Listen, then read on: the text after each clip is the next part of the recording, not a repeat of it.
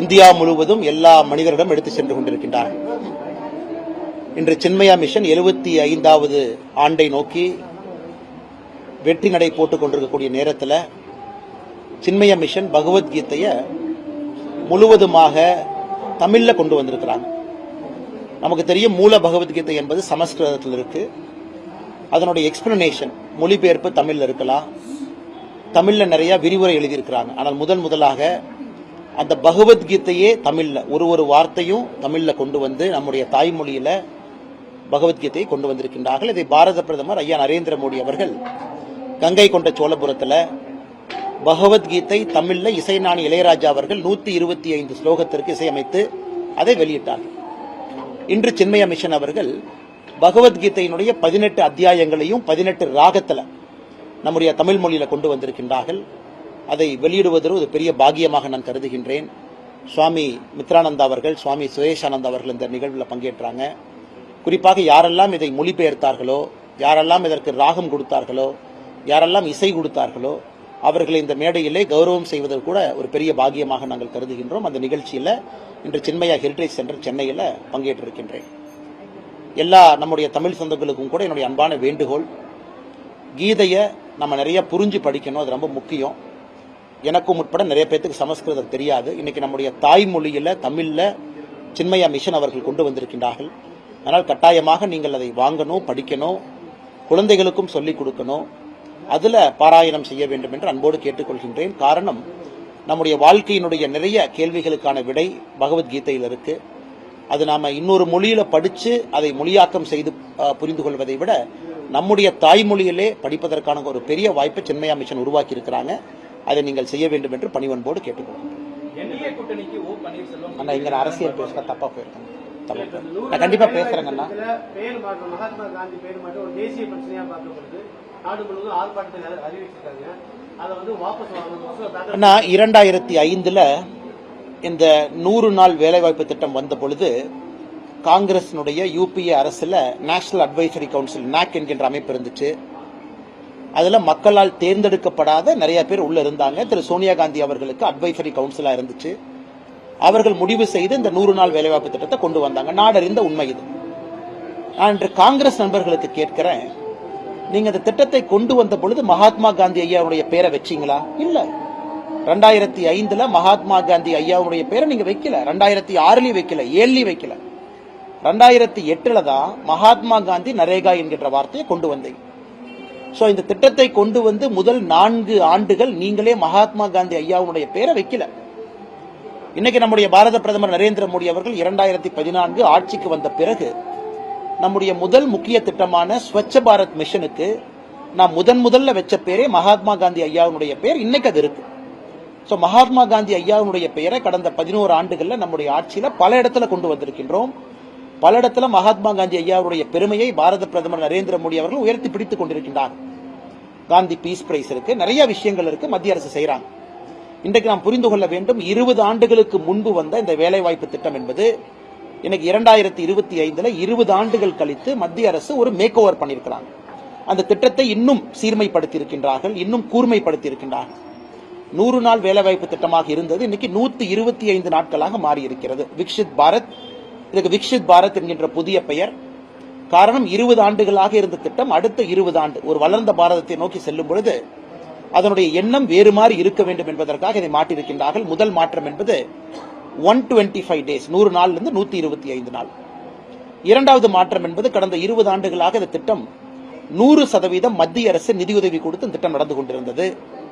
அது இன்றிலிருந்து இந்த புதிய அம்சம் என்பது மத்திய அரசு 60 விழுக்காடு பணமும் மாநில அரசு 40 விழுக்காடு பணமும் இதுல போடுவாங்க. காரணம் என்னன்னா, இந்த மகாத்மா காந்தியினுடைய ரூரல் எம்ப்ளாய்மெண்ட் ஸ்கீம் 2005 ஆரம்பித்து 2008 மகாத்மா காந்தி ஐயா பேரு கொண்டு வந்த பிறகு இது மாறி இருக்கு. 60-40 ரேஷியோ, அதாவது வேலை செய்பவருக்கு ஊதியமாக ஒரு பணமும் வேலை செய்து உட்கட்டமைப்பை ஏற்படுத்துவதற்கான ஒரு பணமும் இதுல இருக்கு. இன்னைக்கு நாம் உட்கட்டமைப்பை ஒரு மாநிலத்திலும் ஏற்படுத்த வேண்டும் என்று நினைக்கின்றோம். அந்த மாநிலத்தில் ஏற்படுத்தக்கூடிய உட்கட்டமைப்பு என்பது அந்த மாநிலத்தினுடைய அசையாத ஒரு சொத்து. அப்படி இருக்கும் பொழுது அந்த மாநிலத்தினுடைய அரசும் ஒரு பணத்தை கொடுக்க வேண்டும் என்பதற்காக 60% மத்திய அரசும் 40% மாநில அரசும் பணம் கொடுக்கணும் அப்படின்னு நம்ம சொல்லி இருக்கிறோம். இது Mahatma Gandhi national rural employment generation ஆக்டா இருந்தது, இன்னைக்கு விக்ஷித் பாரத் ஆக்டாக மாறி இருக்கிறது. இதுல உருவாகக்கூடிய ஒரு டேங்கா இருக்கட்டும், ஒரு குளமா இருக்கட்டும், ஒரு ஏரியாக இருக்கட்டும், அது அந்த மாநிலத்தினுடைய சொத்தாக இருக்கும் பொழுது அந்த மாநில அரசும் 40% பணம் கொடுக்க வேண்டும் என்கின்ற மத்திய அரசுடைய நிலைப்பாடு சரி. இது தமிழ்நாடு மட்டுமல்ல, யூபியிலையும் 60-40, தமிழ்நாட்டிலும் 60-40, பாரதிய ஜனதா கட்சி ஆளுகின்ற மாநிலத்திலும் 60-40, அதாவது 60% மத்திய அரசும் 40% மாநில அரசு. இதை காங்கிரஸ் கட்சி என்ன தவறா பாக்குறாங்க? மூன்றாவது, இந்த திட்டத்தில் முதலாக எம்ப்ளாய்மெண்ட் பென்ஷனை கொண்டு வந்திருக்கிறோம். அதாவது ஒரு ரூரல் ஏரியால, கிராமப்புற ஏரியால இருக்கக்கூடிய ஒரு பெண்மணி, ஒரு ஆண், ஒரு சகோதரி எனக்கு இதுல வேலை கொடுங்கன்னு அப்ளை பண்ணி 15 நாள்ல அந்த பஞ்சாயத்து அவர்களுக்கு வேலை கொடுக்கவில்லை என்றால் அவர்களுக்கு கம்பல்சரியாக ஒரு பென்ஷன், வேலை இல்லாத பென்ஷன் கம்பல்சரியா இந்த திட்டத்தின் மூலமாக அவர்களுக்கு கிடைக்கும். இது பெரிய வரப்பிரசாதம். இத்தனை ஆண்டுகளா வேலை அப்ளை பண்ணுவாங்க, பஞ்சாயத்துல அவங்களுக்கு வேணுங்களுக்கு கொடுப்பாங்க, வேலை இல்லைன்னு சொல்லுவாங்க. 100 நாள் வேலைவாய்ப்பு திட்டத்தில் 20 நாள் 30 நாள் தான் கிடைக்கும். இன்னைக்கு இந்த 125 நாள் என்று உயர்த்தி இருக்கின்றோம். அதில் அப்ளை பண்ணி அவர்களுக்கு வேலை அலோகேட் ஆகல அப்படின்னா அவர்களுக்கு அன்எம்ப்ளாய்மெண்ட் பென்ஷன், இது மேலை நாடுகளில் மட்டுமே இத்தனை காலமா கேட்டிருக்கோம், பிரான்ஸ்ல கேட்டிருக்கோம், ஐரோப்பிய நாடுகளில் கேட்டிருக்கோம். இன்னைக்கு இந்தியால முதலாக இந்த 125 நாள் திட்டத்தில் வேலை கிடைக்காதவர்களுக்கு அன்எம்ப்ளாய்மெண்ட் பென்ஷன் இதுல வருது. இது ஒரு பெரிய வரப்பிரசாதம். அதனால எனக்கு காங்கிரஸ் கட்சி உண்மையாலும் புரியல, அவங்க தமிழ்நாட்டில் எதற்கு ஆர்ப்பாட்டம் செய்ய வேண்டும் என்றால் 2021 திமுகவினுடைய தேர்தல் வாக்குறுதி, நாங்க ஆட்சிக்கு வந்தா 100 நாள் வேலைவாய்ப்பு திட்டத்தை 150 நாளாக உயர்த்துவோம் என்று தேர்தல் வாக்குறுதி கொடுத்தாங்க. அது இதுவரைக்கும் செய்யல. அதை எதிர்த்தல்வா காங்கிரஸ் இங்க ஆர்ப்பாட்டம் நடத்தணும்? அதை எதிர்த்தல்வா 4 ஆண்டுகள் கூட்டணியில் இருந்தாங்க, எதிர்க்கணும்ல. இன்னைக்கு 100 நாள 125 நாட்களாக நாம் எந்த விதமான கேரண்டியும் கொடுக்காம நம்ம பண்ணிருக்கோம். நம்ம தேர்தல் மேனிபெஸ்டோல கேரண்டி கொடுக்கல. அப்படி இருந்து மோடி அவர்கள் 100 125 நாளாக உயர்த்தியிருக்கின்றார். கடைசியாக நம்முடைய தமிழக மக்களும் கூட உணர்ந்து கொள்ள வேண்டும், 2005 இந்தியாவுடைய பொருளாதாரம் எப்படி இருந்துச்சுங்க? எத்தனை பேர் வருமான கோட்டிற்கு கீழே இருந்தாங்க, ஒரு மினிமம் வேஜ் கீழே இருந்தாங்க, எக்ஸ்ட்ரீம் பாவர்ட்டி எவ்வளவு இருந்தது? எனக்கு 20 ஆண்டுகள் கழித்து அதை கடைந்து வரும் பொழுது இந்த திட்டத்தை இன்னும் சீர்மைப்படுத்துவது, இன்னும் கூர்மைப்படுத்துவது அரசனுடைய கடமை இல்லைங்களா? அதைத்தான் மோடி அரசு செய்திருக்கின்றார்கள். இந்தியா முழுவதும் வரவேற்கிறார். அதனால இந்த திட்டம் தொடரும். இந்த திட்டம் இன்னொன்னு புரிஞ்சுக்கணுங்க, இன்னி தமிழ்நாடு அரசு ஒத்துக்கணும், இந்தியால உத்தரப்பிரதேசல அதிகமான கிராமத்து மக்கள் இருக்கிறாங்க. தமிழ்நாட்டை விட 3 மடங்கு மக்கள் உத்தரப்பிரதேச கிராமத்தில் இருக்கிறாங்க. ஆனா உத்தரப்பிரதேச அரசுக்கு கொடுத்த பணத்தை விட தமிழக அரசுக்கு மோடி ஐயா அதிகமான பணத்தை கொடுத்திருக்கிறாங்க. ஆன் ரெக்கார்ட் நான் சொல்றேன். கடந்த 4 ஆண்டுகள்ல திமுக வந்த பிறகு ஒரு ஆண்டு உத்தரப்பிரதேசத்துக்கு 100 நாள் வேலைவாய்ப்பு திட்டத்தில் எவ்வளவு பணம் கொடுத்தோம், தமிழ்நாட்டுக்கு 100 நாள் வேலைவாய்ப்பு திட்டத்தில் எவ்வளவு பணம் கொடுத்தோம்னா உத்தரப்பிரதேசத்தை விட 3 மடங்கு கிராமப்புறங்கள் குறைவாக இருக்கக்கூடிய தமிழகத்திற்கு அதிக நிதி கொடுத்திருக்கோம். அப்படி இருக்கும் பொழுது தமிழகத்திற்கு எப்படி ஓர வஞ்சனை ஆகும்? அதனால்தான் இன்று நாம் சொல்லுகின்றோம், ஒரு அரசுக்கும் அந்த வருடத்தினுடைய ஆரம்பத்தில் அலோகேஷன் சொல்லிடுவோம். ஒரு அரசும் அதை வைத்து திட்டத்தை போடணும். 40% அவங்களுடைய பணத்தை உள்ள போடணும். நேர்மையான முறையில் நடத்தணும்.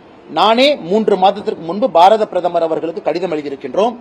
ஈரோட்டுல ஒரு பஞ்சாயத்துல எப்படி 90% இதை ஃப்ராடு பண்ணிருக்காங்க, எப்படி தேவையில்லாத பேரை கொண்டு வந்து அந்த திராவிட முன்னேற்ற கழகத்தினுடைய பஞ்சாயத்து தலைவர் ஊழல் செய்திருக்கின்றார்கள் என்பதை ஆதாரத்தின் அடிப்படையில் பிரதமருடைய அலுவலகத்துக்கு நான் கடிதம் எழுதியிருக்கோம். எத்தனையோ இடத்துல இந்த வேலைவாய்ப்பு திட்டம் என்பது ஊழல் திட்டமாக மாறி இருக்கிறது. மக்களை போய் மிரட்டுறது, ஏமாத்துறது, பொய் சொல்றது. பிஜேபி ஆட்சிக்கு வந்த திட்டத்தை நிறுத்திடுவாங்க, ஓட்டு போடாதீங்க. இதை மட்டும்தான் காங்கிரஸ்காரங்க 2024 லோக்சபால 2021 அசம்பிளியில செஞ்சாங்க. இன்னைக்கு எல்லா மக்களுக்கும் தெரியும், இது பாரதிய ஜனதா கட்சி எப்பொழுதும் நிறுத்தப் போவது கிடையாது. 100 125 நாட்களாக உயர்த்தி இருக்கின்றார்கள். பென்ஷனை கொண்டு வந்திருக்கிறாங்க, அன்எம்ப்ளாய்மெண்ட் பென்ஷன். அப்படி இருக்கும் பொழுது ஏழையினுடைய வயிற்றில் எப்படி மோடியை அடிக்கிறாங்க? அதனால் நான் காங்கிரஸ் கட்சி நண்பர்களுக்கு கேட்கின்றேன், மகாத்மா காந்தி அவர்களுக்கு உங்களுக்கு இருக்கக்கூடிய அதே பாசம் எங்களுக்கு இருக்கு. இந்திரா காந்தியினுடைய பெயர், ராஜீவ் காந்தியினுடைய பெயர் எத்தனை திட்டத்துக்கு வச்சீங்க? காந்தியை பெயர் எத்தனை திட்டத்துக்கு வச்சிருக்கிறீங்க? ஒரு திட்டம் 2 திட்டத்திற்கு ஒப்புக்கு சப்பானியா காந்தி ஐயா பெயரை வச்சுட்டு எல்லாமே உங்க குடும்ப பெயர்களா வச்சிருக்கிறீங்க. இன்னைக்கு மத்திய அரசு பெயர்த்தை வரை காந்தி ஐயாவுடைய பெயர் எங்க இருக்குமோ அது இருக்குது. இன்னைக்கு இந்த திட்டத்தினுடைய தன்மை மாறி இருக்கிற காரணத்தினால விக்ஷித் பாரத் என்கின்ற பெயர், அங்கே நாங்க மோடி ஐயா பெயர் வைக்கலையே, வேற யாரும் பாரதிய ஜனதா கட்சியினுடைய சித்தாந்தத்தினுடைய பெயரை வைக்கலையே. தேசத்தந்தையை அப்படியே தான் கௌரவ வச்சிருக்கிறோம், தேசத்தந்தையை அப்படியே தான் உயர்த்தி கொண்டிருக்கின்றோம். விக்ஷித் பாரத் வளர்ந்த இந்தியா என்கின்ற வார்த்தையை கொண்டு வரும் பொழுது எப்படி அது தவறாகும்? அதனால இது நான் இந்த கேள்வியை நான் சொல்றதுக்கான காரணம் என்னன்னா, இந்த புரிதல் மக்களுக்கு செல்லணும். பத்திரிகை நண்பர்கள் மூலமாக செல்லணும். காங்கிரசுடைய பொய் பிரச்சாரத்தை நானும் நேற்றிலிருந்து பார்க்கிறேன். வெறும் பொய்யை மட்டும் பேசிக் கொண்டிருக்கின்றார்கள். இவ்வளவு விஷயங்கள் செய்திருக்கும் பொழுது எப்படி நாங்கள் ஏழை மக்களுக்கு எதிராக இந்த திட்டத்தை கொண்டு வருவோம் என்று காங்கிரஸ் பொய் பிரச்சாரம் செய்கின்றார்கள். நியாயமான நடுநிலையான ஒரு கருத்தை பேசணும், கம்மன் இருக்கக்கூடாதுன்னு சொன்னாங்க. இன்றைக்கு அவர்களுடைய மூத்த நிர்வாகி அருண்ராஜ் ஒரு கருத்தை சொல்லியிருக்காரு. திரு அண்ணாமலை அவர்கள் கம்மன் இருந்திருந்தா எங்க இருக்கணுமோ அங்க இருந்திருப்பாரு அப்படின்னு ஒரு எதிர்ப்பு. ஆனா இந்த அண்ணாமலைங்கிற நாயினுடைய வாழை நிறுத்த முடியாது. இந்த வாள் அப்படித்தான் இருக்கும். ஏன்னா அது உண்மையை பேசுற நாய். இந்த நாய் உண்மையை பேசுற நாய். இது ஜால்ரா அடிக்கிற நாய் கிடையாது. இன்னைக்கு ஒரு கட்சியில சேர்ந்ததுக்காக ஒரு சினிமா நடிகருக்கு ஜால்ரா அடிக்கிற நாய் இல்லை. இந்த நாயோடைய வாள் கொஞ்சம் வளைஞ்சுதான் இருக்கும். இந்த நாய் அப்படித்தான் பேசும். அதை இந்த நாய் ரொம்ப பெருமையா பேசும். அதுக்காக என்ன வந்தாலும் இந்த நாய் அதை ஏத்துக்கணும். அப்படித்தான். ஏன்னா இது நன்றியுள்ள விசுவாசமான நாய் மோடிக்காக, நாட்டு மக்களுக்காக. அதனால மற்ற சினிமா நடிகர்களுக்காக ஜால்ரா அடிக்கிறதுக்காக நான் அரசு பதவியை ரிசைன் பண்ணிட்டு இங்க வரல. நான் ஒரு உன்னதமான ஒரு கோட்பாட்டுக்காக வந்திருக்கேன். இப்படித்தான் அந்த வால் கொஞ்சம் நெளிஞ்சு விளைஞ்சுதான் இருக்கும். வருகின்ற காலத்திலையும் பல பிரச்சனைகளை நான் சந்திக்கத்தான் போறேன். ஆனா மக்களுக்காகத்தான் நான் சந்திக்கிறேன். அதை பெருமையாகத்தான் எடுத்துக்கிறேன். ஒரு ஜால்ரா அடிச்சுதான் ஒரு பதவியில் இருக்க வேண்டும் என்றால் அந்த பதவி எனக்கு தேவையில்லை. அந்த பதவி